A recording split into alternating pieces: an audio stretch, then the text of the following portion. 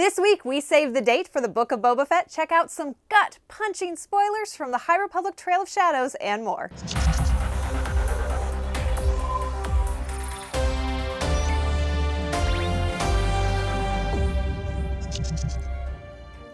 Hang on, I just have to finish this.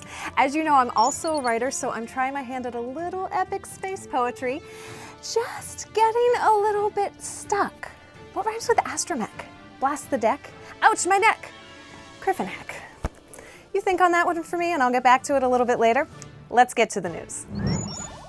If you, like me, are very excited for the Book of Boba Fett, this week we got some really good news. It's the first poster featuring Boba Fett perched on his throne and shrouded in darkness. Just a simple man making his way through the galaxy with a blaster at his side. Plus, we got confirmation that the fan-favorite bounty hunter and the fierce Fennec Shand will return to our screens on December 29th.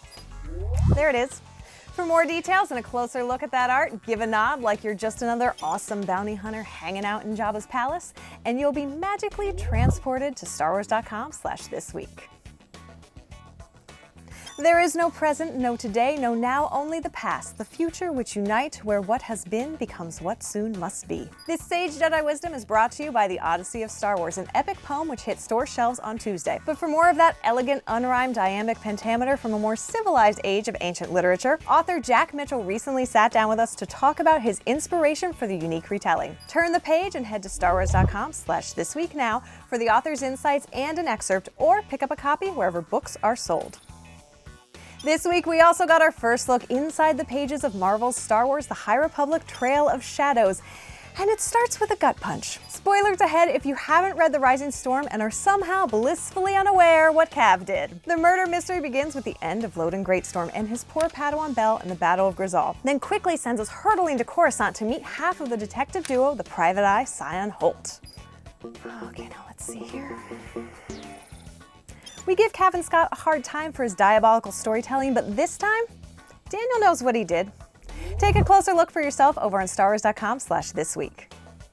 Are you ready to collect, build, and fight with LEGO Star Wars battles? Last week, Apple Arcade launched the game that allows players to lead their dream army of LEGO Star Wars characters into real-time multiplayer PvP battles. Collect and upgrade characters, troops, and vehicles from across the Star Wars galaxy. Build LEGO towers on the battlefield to strategically attack, defend, and capture territory. And of course, claim victory! Check it out right now in the Apple Arcade.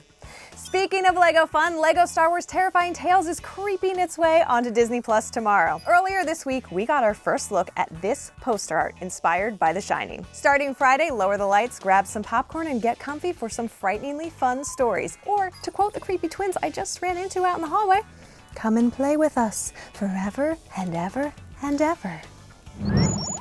It's been just over 1 week since the release of Star Wars Visions, and I have to say, if I was watching them on VHS, the tape would already be worn thin. To celebrate, we sat down with legendary actor James Hong to find out how the 92-year-old approached voicing the Elder. Thank you for inviting me to be here, part of the Star Wars Visions. I'm glad to see all of you fans there, and it's been a long time since I've been talking to you. I hope we can meet someday. But it was a pleasure to be in the Star Wars Visions because it was different. And as you will see, the drawing animation is different. I like the concept of the whole thing.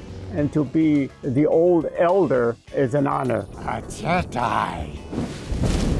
You know, at 92, I think I can approach anything, actually. If you look at the Elder, you can just tell by his face, he knows everything. Sort of like Lo Pan, except the Elder has different kind of training. And these two jerks try to come and battle with me. Are they crazy, you know? That's how I approach this role. I know everything. You're only delaying the inevitable with such feudal defense. How incredibly boring you are. All my life, I've been fighting for diversity and acceptance into this Hollywood industry. Lucasfilm has given us that opportunity of coming in and be the main characters, whether it's animation or other vehicles. I've loved every role I played in Star Wars. It's so much fun. I've been villains and semi-good guys, but it's got a lot of coloration. That's what I like. I do the ones with much more flamboyancy. I think that's why Star Wars, I can express myself.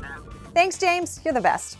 That's it for this week, but for more on these stories and other news from around the galaxy, check out StarWars.com. And be sure to join us right here for This Week in Star Wars every Thursday. Thanks for watching, and may the Force be with you. There's nothing that others can do to take something from me. You hear that? Let them come!